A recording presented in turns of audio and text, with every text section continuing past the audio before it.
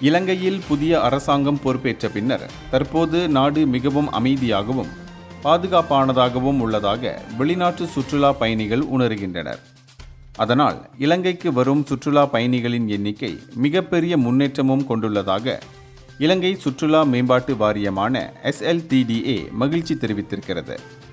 கடந்த 2025 செப்டம்பரில் 1,58,971 சுற்றுலா பயணிகள் இலங்கையை வந்தடைந்துள்ளனர்.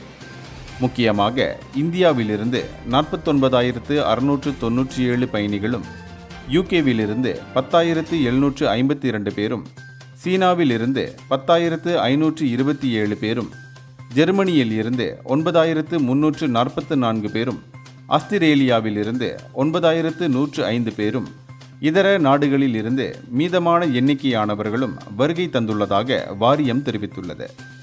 செப்டம்பர் மாதம் தரவுகள் சேர்க்கப்பட்ட பிறகு 2025ஆம் ஆண்டுக்கான மொத்த சுற்றுலா பயணிகளின் எண்ணிக்கை 17,25,494 உயர்ந்துள்ளது.